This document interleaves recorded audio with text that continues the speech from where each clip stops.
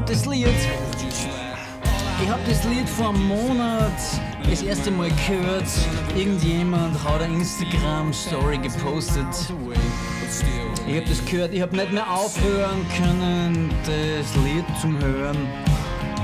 Wirklich, ich hab den Namen Kurt Weil 1 Million Mal gelesen und gehört, keine Ahnung. Für mich ist es, ich weiß nicht wie das, diese 2015er Nummer. Ich weiß nicht, wie das 8 Jahre lang vorbeigehen hat können. Schaut die Gitarre, bitte.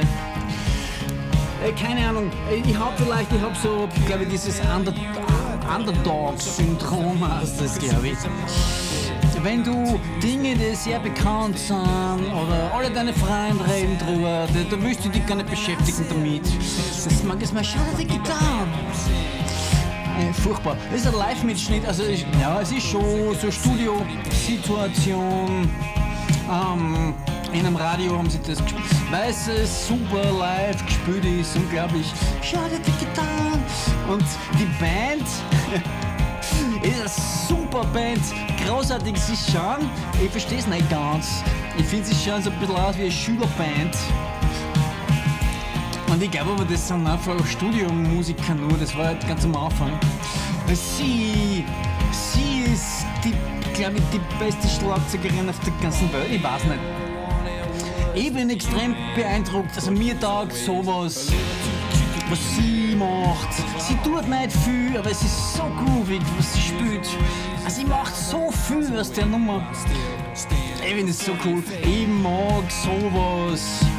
Abgesehen davon, dass sie relativ normal und sympathisch ausschaut und dann nicht irgendwie so super cool macht. Glaubt sie eigentlich an einen Doppel-Jackpot?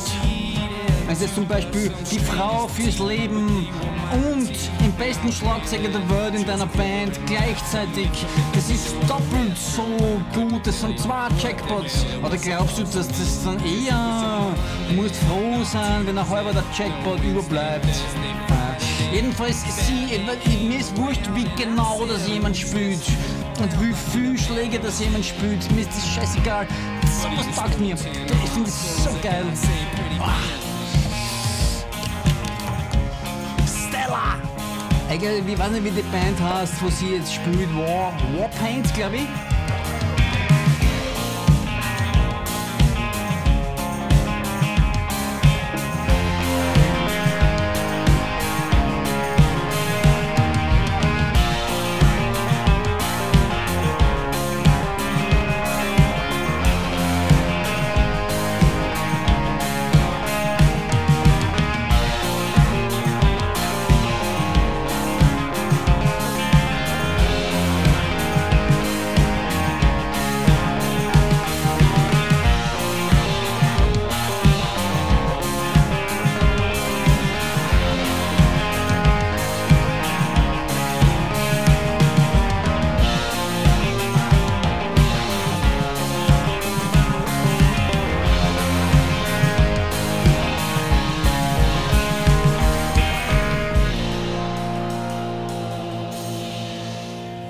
Ach ja.